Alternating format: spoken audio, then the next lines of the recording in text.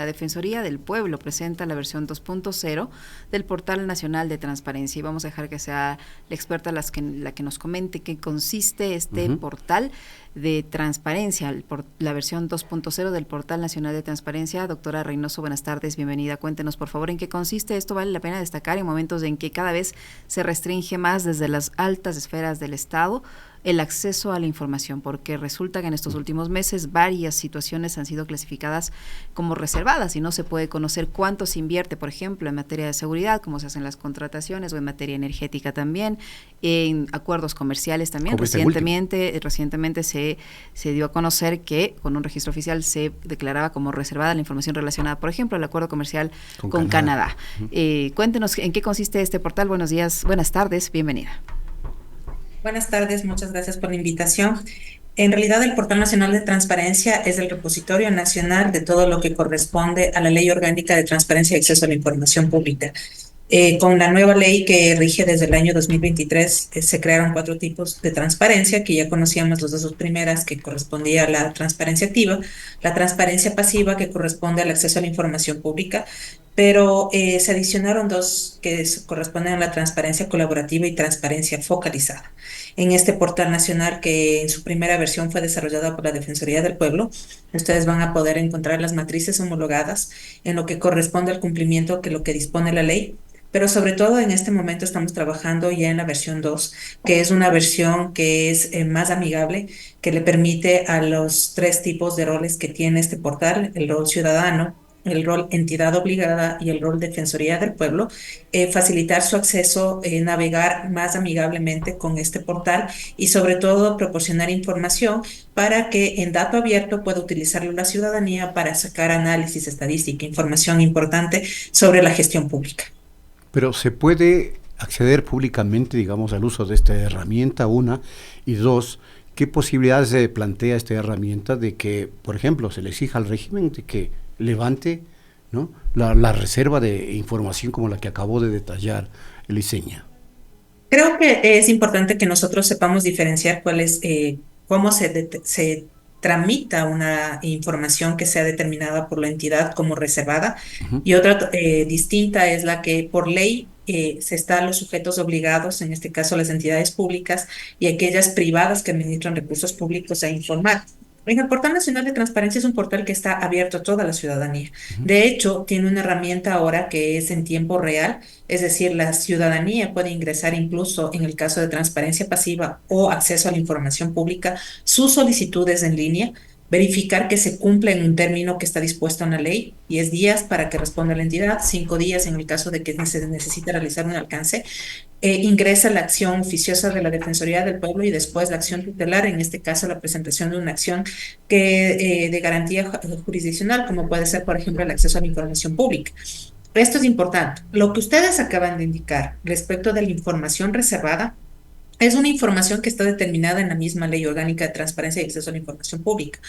En este caso específicamente, esta ley determina con suma claridad cuál es la información que puede ser clasificada como reservada, pero sobre todo ya la misma Corte Constitucional ha señalado en la sentencia, en el caso del comercio, de los periodistas, cuando se administró esta información reservada, las resoluciones administrativas del COSEPE y los expedientes, cómo deben ser tratada esta información por la entidad que administra esta información.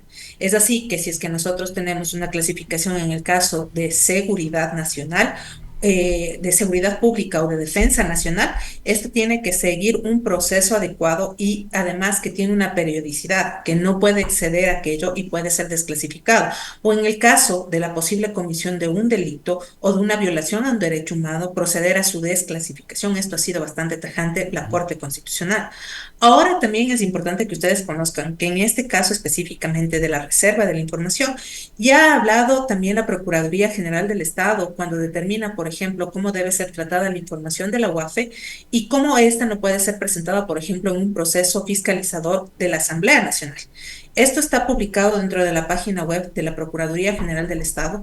Entonces va determinando justamente la naturaleza que va a tener información, por ejemplo, también cuando estamos dentro de un proceso penal y no somos parte procesal, dentro de una investigación previa, por ejemplo.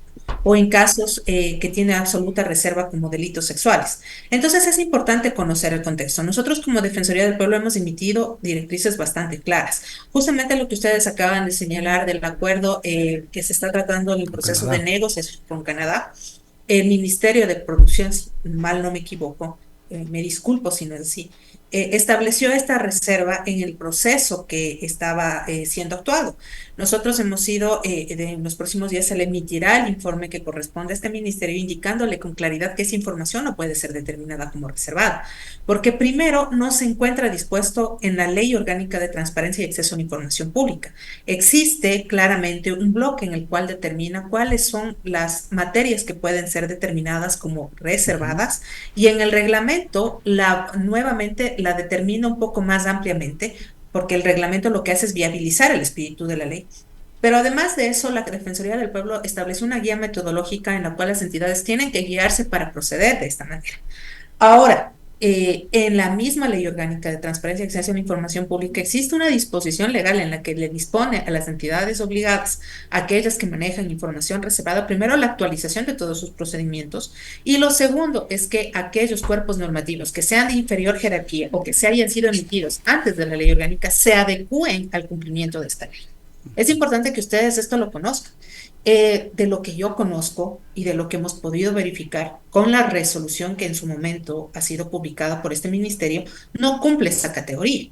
Ujú. Situación similar sucedió, recordemos, con el Ministerio de Finanzas, de Economía Claro. y Finanzas, cuando sacó la política de gestión documental. Afortunadamente, el ministerio es una de las entidades más abiertas, hemos tenido mesas de trabajo en la cual estableció con claridad que efectivamente no se trataba sino de tal vez una equivocación en cuanto a la enunciación y todo lo demás, pero ellos sí tenían una salvedad, que es el Código Orgánico de Planificación y Finanzas Públicas, en la que establece que mientras negocien, proceda la negociación de la deuda pública, este proceso se mantiene reservado, pero una vez que finaliza, tiene que ser abierto de manera amplia para el acceso a todas las personas que tengan algún tipo de interés. Y recordemos de manera tajante que la Ley Orgánica de Transparencia y Acceso a la Información Pública establece que ya no se debe tener, como antes se tenía con la anterior ley que databa del año 2004, que establecer cuál es el motivo por el cual yo quiero utilizar esa información para que la entidad me la pueda otorgar. Ujú. Ahora es limpia y amplia,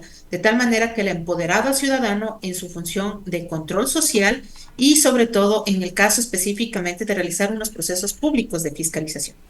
Pero, ¿qué se debe hacer entonces en el caso específico del tema de Canadá para que la ciudadanía primero tenga acceso a esa información? Y segundo, instituciones como el propio Congreso Nacional o Asamblea Nacional pueda conocer esa información que es básica para determinar si los intereses del Ecuador están en juego o no, sobre la base de una firma eventual del acuerdo con Canadá, por ejemplo, ¿no? Porque hay otros Creo casos. que ahí es importante que nosotros sepamos distinguir porque estamos hablando primero de un control social que es realizado por el ciudadano Ujú. y estamos hablando de un control político y un proceso de fiscalización que lo puede realizar la Asamblea Nacional.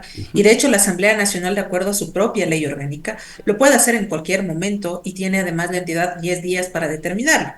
Si es que nos vamos al efecto de la verificación de legalidad de esa resolución, vamos a tener que evidentemente no cumple los parámetros legales.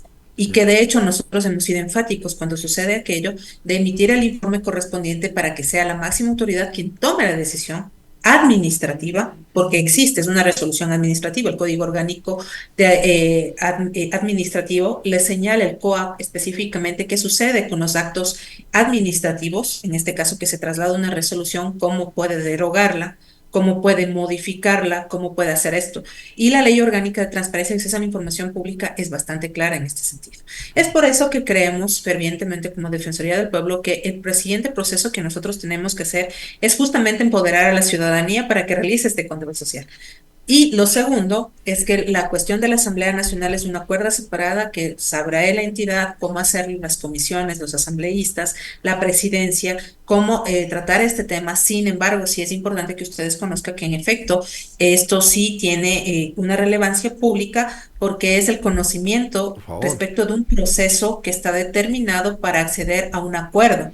Este acuerdo no puede ser sino evidentemente el momento en que ya sea para su firma porque no puede ser reservado en su totalidad el momento para su firma, se deberá realizar el proceso de desclasificación, si es que ese fuera el caso, porque no puede permanecer mucho tiempo, tiene una periodicidad establecida y por lo tanto no puede permanecer reservado toda la vida. Ni creo que tampoco ningún órgano administrativo, ningún órgano de control, ningún órgano legislativo se permitiría firmar ningún acuerdo comercial sin Sin conocer conocerlo. cuáles son los parámetros técnicos, económicos, sociales, políticos que se dan atrás de un proceso de negociación.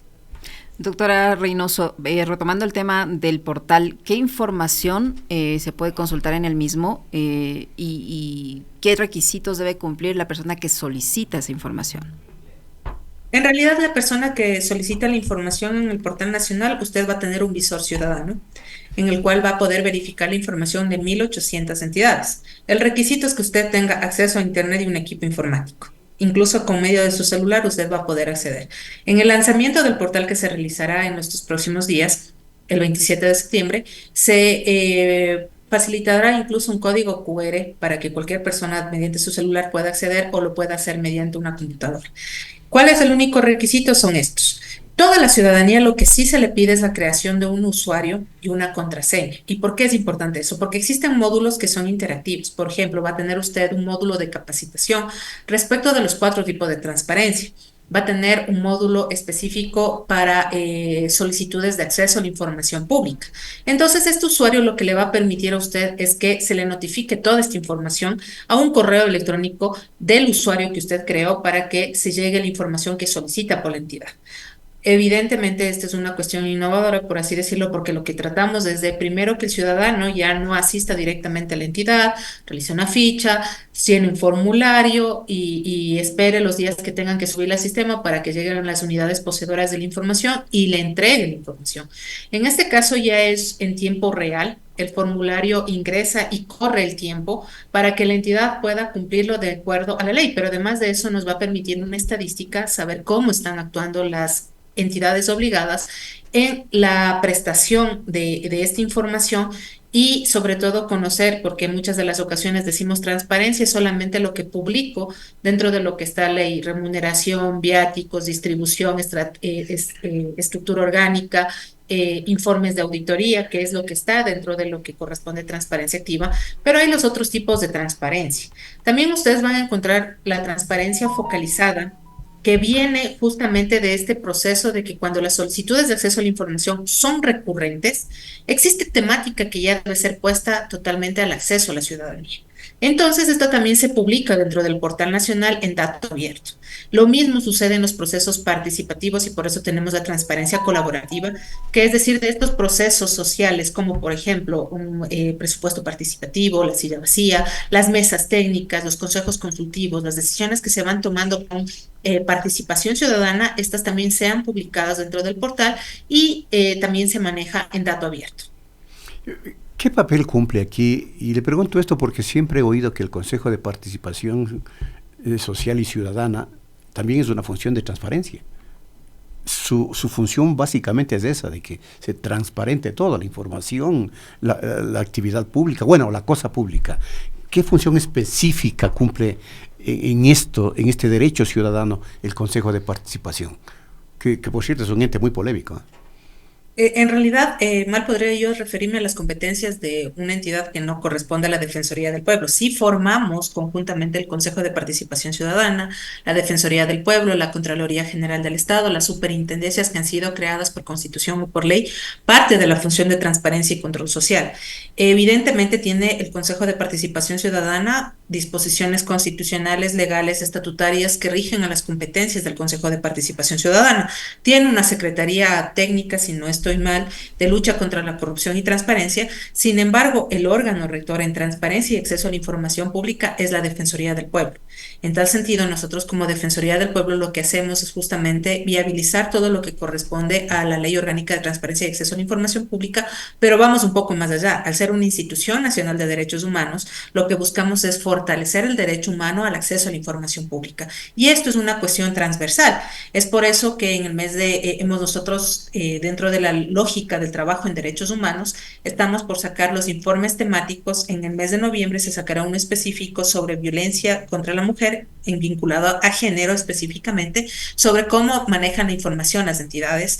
Y es importante que también esto ustedes lo conozcan, que en el caso específico de la Defensoría del Pueblo, pertenecemos al grupo núcleo de Estado Abierto, lo seremos hasta este año aproximadamente, puesto que existe un plan de acción de gobierno abierto en el cual nosotros tenemos un compromiso que es justamente el Portal Nacional de Transparencia. Una vez finalizado eso, quedamos únicamente como una entidad invitada, con voz pero sin voto, y por lo cual nosotros seguimos buscando la cooperación internacional, trabajar con organizaciones de la sociedad civil. Nos hemos unido mucho a la academia para fortalecer el trabajo de transparencia y acceso a la información pública. Muchísimas gracias, doctora, por acompañarnos y por contarnos estas novedades respecto a la implementación de este portal en versión 2.2, Portal Nacional de Transparencia. Muy gentil, doctora Reynoso, muy amable. A ustedes, muy amable, y por favor les reitero una invitación. Este evento también va a ser transmitido por nuestras redes sociales como Defensoría del Pueblo, y también evidentemente en un evento presencial que va a ser realizado en la Universidad Andina Simón Bolívar. ¿Cuándo va a ser este evento presencial? El 27 de septiembre.